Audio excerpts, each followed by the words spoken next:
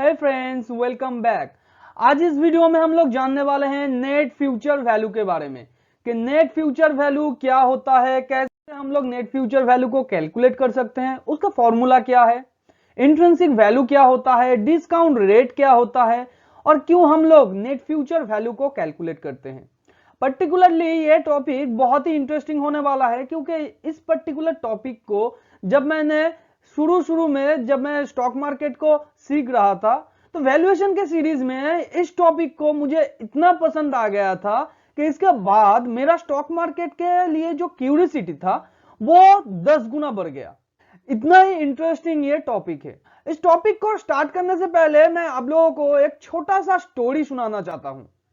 एक बार mister Warren Buffett ने अपने घर में अपने बच्चों से पूछा, अगर मैं आप लोगों को आज $1 दूं और कल $2 दूं तो दोनों में से आप कौन सा ऑप्शन चूज करोगे?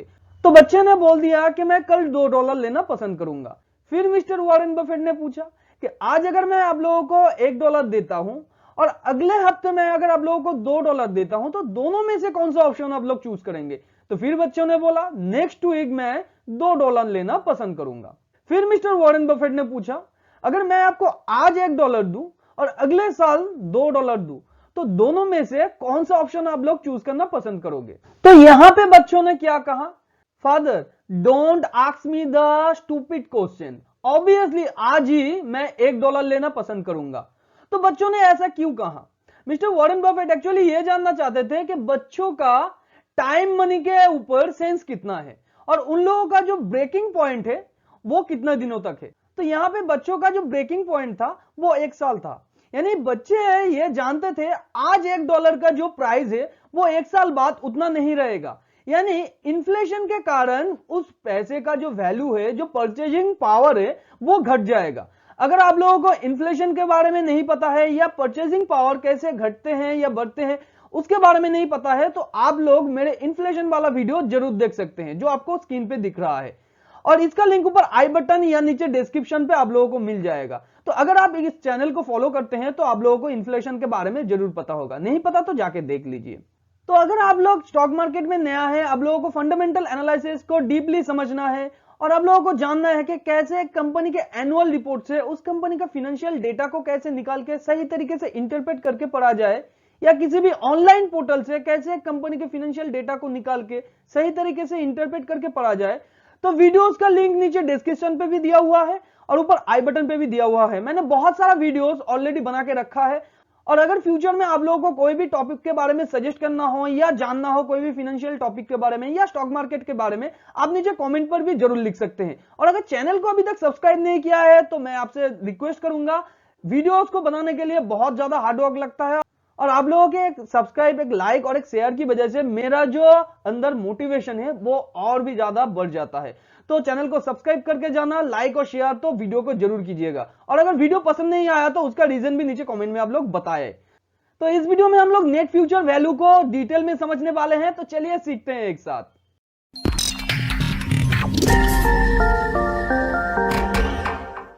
तो फर्स्ट हम लोग जान लेते हैं व्हाट इज एनएफवी, यानी एनएफवी नेट फ्यूचर वैल्यू क्या होता है।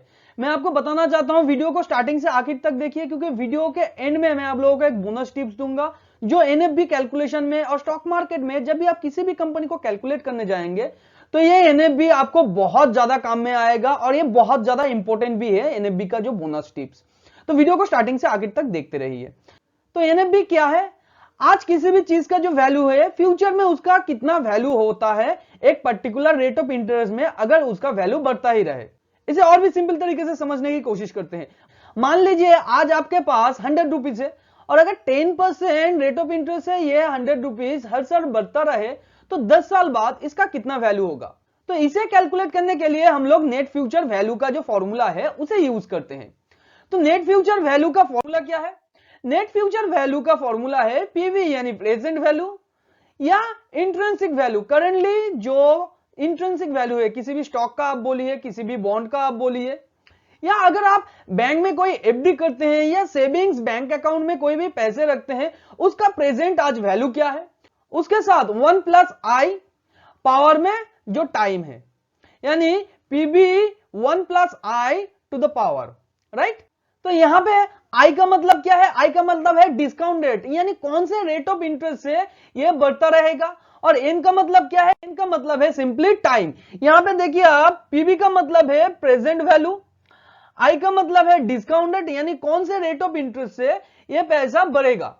यानी मान लीजिए सेविंग्स बैंक का जो करेंटली रेट ऑफ इंटरेस्ट है वो अभी है 7 या 6%, तो वो ही हो जाता है यहाँ पे डिस्काउंट रेट। उसके नीचे है नंबर ऑफ ईयर्स, यानी टाइम, कितने टाइम तक ये बढ़ेगा या कितने टाइम तक आप कैलकुलेट करना चाहते हैं।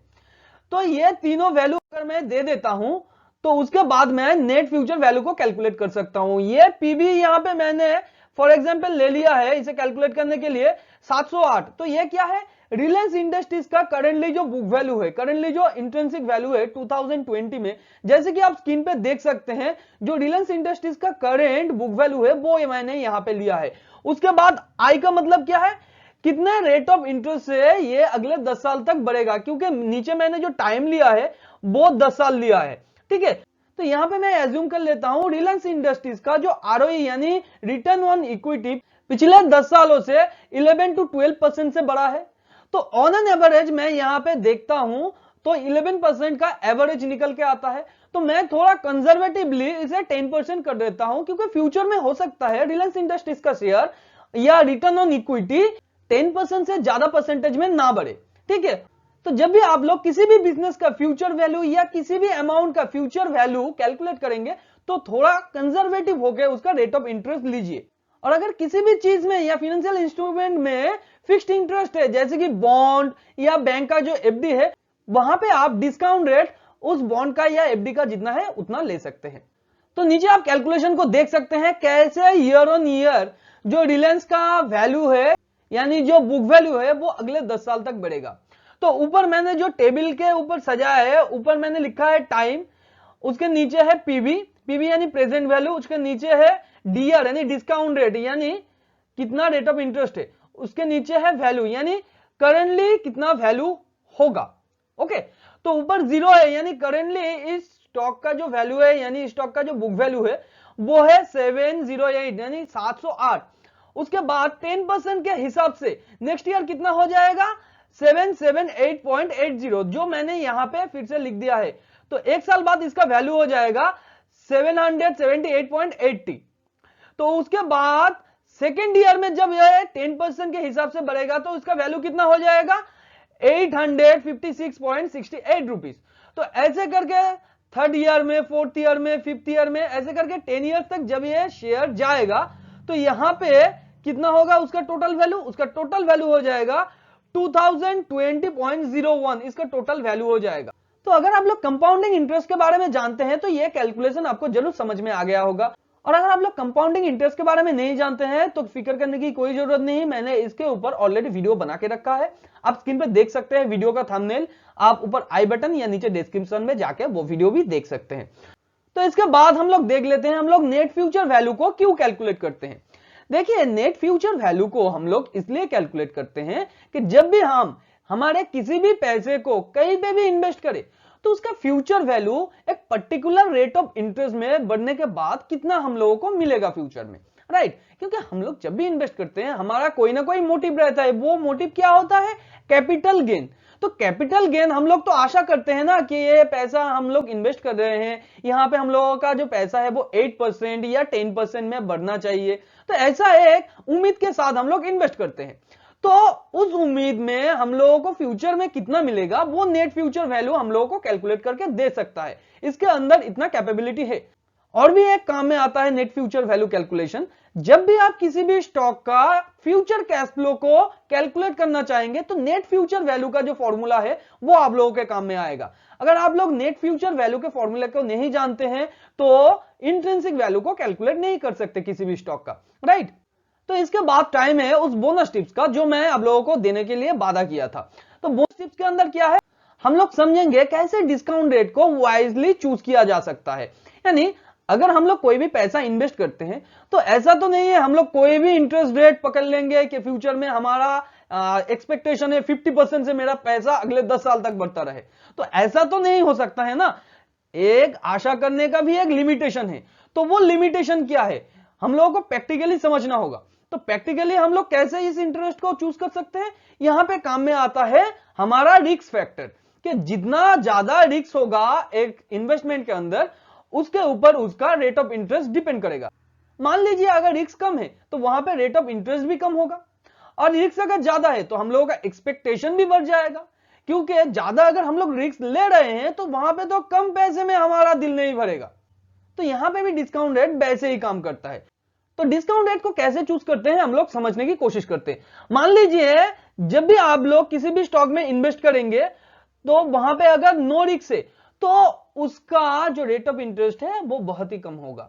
और ऐसा कोई स्टॉक जो ईयरली 6 to 8% आपको ग्रोथ दे रहा है, तो वहां पे आपको इन्वेस्ट करने की कोई भी जरूरत नहीं है, क्योंकि इंडियन मार्केट में अगर आप गवर्नमेंट बॉन्ड के अंदर इन्वेस्ट करें, आप बैंक के एफडी के अंदर इन्वेस्ट करें, तो आपको 6 to 8% मिल ही जाता है। तो क्यों उतना रिस्क लेना जब कोई भी रिस्क ना लेके मुझे 6 to 8% मिल सकता है। तो अगर कोई भी स्टॉक फ्यूचर में 6 to 8% आपको रिटर्न देने वाला है तो बेहतर होगा आप अपने पैसे को एफडी करवाए या गवर्नमेंट बॉन्ड को खरीद लीजिए, या कोई नया इन्वेस्टमेंट अपॉर्चुनिटी ढूंढिए जहां पे इन्वेस्टमेंट का एक्सपेक्टेशन यानी रिटर्न का जो एक्सपेक्टेशन वो ज्यादा है। उसके बाद है स्मॉल रिस्क। तो स्मॉल रिस्क हम लोगों को जनरली देखने को मिलता है लार्ज कैप कंपनीज में, यानी इंडिया के जो टॉप 50 या 30 कंपनीज है, यानी निफ्टी 50 या सेंसेक्स 30 के अंदर जो कंपनीज है, वहां पे हम लोगों को देखने को मिलता है कि कंपनी का कैश फ्लो रिलेटिवली स्टेबल होता है। यानी कंपनी, अगर आप रिलायंस का ही केस देख लेंगे, आप स्क्रीन पे देख सकते हैं, रिलायंस ने पिछले 10 सालों में on an average return on equity दिया है, यानी हमारा जो कैपिटल कंपनी के पास है उसका ओवरऑल रिटर्न हम लोगों को दिया है एवरेज 11% से। तो ये जो रिटर्न है ये बहुत ही स्टेबल है। तो यहां से हम लोग प्रिडिक्ट कर सकते हैं रिलायंस अगले 10 सालों तक 9 to 11% तक हम लोगों को रिटर्न दे देगा, या 10 to 11% हम लोगों को रिटर्न दे देगा। तो अगर आपका रिस्क कैपेसिटी यानी रिस्क झेलने का क्षमता आपके अंदर कम है, आप चाहते हैं कम रिस्क के अंदर आप इन्वेस्ट करें, तो आप ईटीएफ खरीद लीजिए। ईटीएफ में आपको निफ्टी 50 भी मिल जाएगा, आपको सेंसेक्स 30 भी मिल जाएगा, या आप कोई भी इंडेक्स खरीद लीजिए। हालांकि इंडेक्स और जो ईटीएफ है वो करीबन सेम ही है, ठीक है। तो उसके बाद है मीडियम रिस्क वाला कंपनी। मीडियम रिस्क किसमें है? मीडियम यानी मिड कैप कंपनीज में। मिड कैप कंपनीज हमारे देश में जनरली 14 to 18% तक रिटर्न हम लोगों को दे देता है। तो हमारा अगर रिस्क कैपेसिटी मीडियम है, यानी हम लोग नहीं चाहते हैं कि 10 to 12% हमारा पैसा बढ़े, हम लोग और थोड़ा ज्यादा रिस्क लेके दूसरा कोई कंपनी ऐसा है जो ग्रोथ का पोटेंशियल रखता है और भी अच्छे तरीके से, तो उन कंपनी में इन्वेस्ट करना चाहेंगे जो ऑलरेडी मार्केट में बहुत दिनों तक है। तो ऐसा अगर कंपनी आप देखें तो हमारे इंडिया में वो मिड कैप कंपनी से। तो अगर आपका risk capacity mid cap company के अंदर इन्वेस्ट करने का है, यानी थोड़ा और ज्यादा रिस्क झेलने का है, तो आप मिड कैप कंपनी के अंदर इन्वेस्ट कर सकते हैं। तो जनरली 14 to 18% आपको रिटर्न मिल जाएगा। और यहां पे डिस्काउंट रेट आप कौन सा लेंगे? तो 14 to 18% अगर आप मिड कैप कंपनीज को चूज कर रहे हैं। और इसके बाद है हाई रिस्क वाला कंपनीज। तो हाई रिस्क वाला कंपनीज कौन सा हो सकता है? स्मॉल कैप जनरली होता है, यानी स्मॉल कैप कंपनीज बहुत ही छोटा होता है और उनके अंदर जो टीम है वो ज्यादा एक्सपीरियंस वाला नहीं होता है, और उन लोगों के पास इतना पैसा भी नहीं होता है कि वो हाई एक्सपीरियंस वाला बंदा अपने कंपनी में रखे। तो जनरली स्मॉल कंपनीज के अंदर आपको ज्यादा रिस्क देखने को मिलेगा, मगर रिटर्न का जो पोटेंशियल है वो स्मॉल कंपनीज के अंदर ही आपको ज्यादा मिलेगा। बड़े कंपनीज ज्यादा अच्छे तरीके से बढ़ नहीं सकते, क्योंकि ऑलरेडी उनका जो मार्केट शेयर है वो बहुत ज्यादा है। तो मार्केट शेयर बहुत ज्यादा होने के कारण वो कितना ज्यादा एक्सपेंड करेगा? ज्यादा अच्छे तरीके से एक्सपेंड ही नहीं कर सकता है। तो अगर आप जानना चाहते हैं लार्ज कैप कंपनीज क्यों ज्यादा अच्छे तरीके से एक्सपेंड नहीं कर सकता, तो मेरा सम अप पार्ट्स वाला वीडियो आप जाके देख सकते हैं। उसमें मैंने डिटेल में समझाया है कि एक बड़े कंपनी जो कंग्लोमेरेट है जिसके अंदर बहुत सारा सब्सिडाइज कंपनीज है, वो अच्छे तरीके से हमें रिटर्न क्यों नहीं प्रोवाइड कर पाता है और अच्छे तरीके से अपना जो मार्केट शेयर है वो बढ़ा क्यों नहीं पाता है। तो आप जाके वो वीडियोस देख सकते हैं, स्क्रीन पे आपको थंबनेल दिख रहा होगा, right. Generally small cap companies के अंदर इतना ज्यादा पोटेंशियल बनने का इसलिए होता है, स्मॉल कैप कंपनीज का अभी भी मार्केट शेयर उतना ज्यादा नहीं है। कंपनी एक्सपेंड कर सकता है बहुत जगह पे, राइट। कंपनी नए नए जगह अपना ब्रांच ओपन कर सकता है, नया तरीके से अपना रेवेन्यू भी बढ़ा सकता है, अपना सेल इंक्रीज कर सकता है, तो जनरली स्मॉल कंपनीज में रिटर्न का जो पोटेंशियल है वो ज्यादा रहता है। ठीक है, तो अगर आपका रिस्क कैपेसिटी बहुत ही ज्यादा है तो आप स्मॉल कैप कंपनीज में इन्वेस्ट कर सकते हैं, इसमें कोई भी डाउट नहीं है। स्मॉल कैप कंपनीज में आपको रिस्क ज्यादा मिलेगा मगर रिटर्न का पोटेंशियल भी आपको ज्यादा मिलेगा। तो जब भी आप कोई भी स्मॉल कैप कंपनीज के अंदर इन्वेस्ट करें तो उसके फ्यूचर प्रोस्पेक्ट के बारे में, या कभी भी अगर कहीं भी आप इन्वेस्ट करें तो फ्यूचर प्रोस्पेक्ट उस स्टॉक का या उस इन्वेस्टमेंट का आप जरूर देख लीजिए, आप उस बिजनेस का जो डिटेल एनालिसिस है वो जरूर कर लीजिए। उसके बाद है extreme high risk. Extreme high risk कौन से कंपनीज में होता है?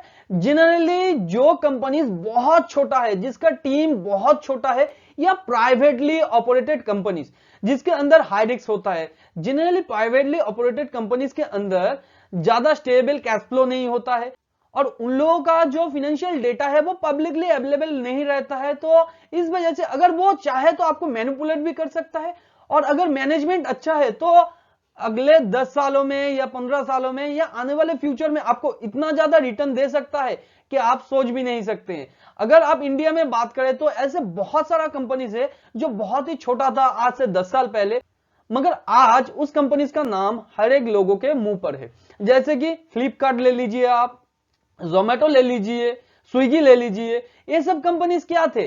प्राइवेटली ऑपरेटेड बहुत ही छोटे कंपनीज थे। तो प्राइवेट इक्विटी फंड या वेंचर कैपिटल यहां पे इन्वेस्ट किए थे जो बहुत ही कम अमाउंट था, मगर आज उनका जो इन्वेस्टमेंट है वो बिलियन डॉलर में वैल्यूएशन हो रहा है। तो यह क्यों है? क्योंकि उन लोगों का रिस्क कैपेसिटी ज्यादा था।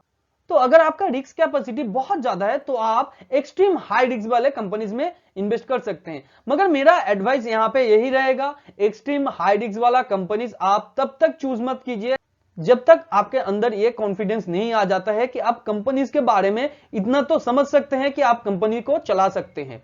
यानी अगर वो कंपनी आपको दे दिया जाए कि आप इनको चलाइए तो आप अच्छे तरीके से उसे चला सकते हैं, इतना ज्यादा कॉन्फिडेंस जब तक आपके अंदर नहीं आएगा आप एक्सट्रीम हाई रिस्क वाला कंपनीज को कभी भी चूज मत कीजिए। और मेरा मानना यही है, जो हाई रिस्क वाला कंपनीज है उसे भी आप चूज मत कीजिए, उसे भी आप वाइजली चूज कीजिए उसके फ्यूचर प्रोस्पेक्ट को देखने के बाद ही, क्योंकि हाई रिस्क वाले कंपनीज में भी ऐसा प्रॉब्लम बहुत बार होता है। जब भी कोई फाइनेंशियल क्राइसिस या पेंडेमिक आता है तो तब सबसे पहले ये मिड कैप स्मॉल कैप वाला कंपनीज ही सबसे पहले गिरता है। जो लार्ज कैप वाला कंपनीज है वो उतना ज्यादा नहीं गिरता है क्योंकि उन लोगों का कैश फ्लो स्टेबल है, मार्केट शेयर बहुत ज्यादा है।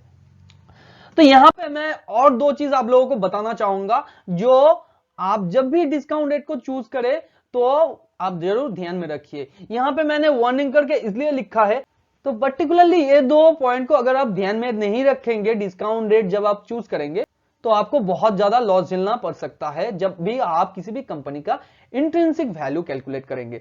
तो पहला क्या है? पहला है past performance never guarantee the future performance. यानी कंपनी ने पिछले 10 सालों तक इतना रिटर्न किया है, इसका कोई भी गारंटी नहीं है अगले 10 सालों में भी कंपनी उतना ही आपको रिटर्न करे। हो सकता है कंपनी का उतना कैपेबिलिटी ना हो, कंपनी ऑलरेडी बहुत बढ़ चुका है और आने वाले टाइम पे आपको उतना रिटर्न नहीं दे सकता है वो। तो जब भी किसी भी कंपनी के इंट्रिंसिक वैल्यू को आप कैलकुलेट करें और उसका डिस्काउंट रेट आप चूज करें फ्यूचर वैल्यू को या फ्यूचर कैश फ्लो को कैलकुलेट करने के लिए, आप जरूर ध्यान में रखिए कि कंपनी के अंदर हमेशा उतना ज्यादा पोटेंशियल नहीं रहता है, या कंपनी का मैनेजमेंट कई बार यह होता है थक जाता है, या सक्सेस उनके सर पे चढ़ जाता है, या जिसके लिए वो कंपनी का इतने दिनों तक ग्रोथ था वो एम्प्लॉय वो टीम ही छोड़ के चला गया है। तो कंपनी के अंदर उतना ज्यादा ग्रोथ का पोटेंशियल नहीं है, और अगर है भी तो उतने डिस्काउंट रेट में वो नहीं बढ़ेगा।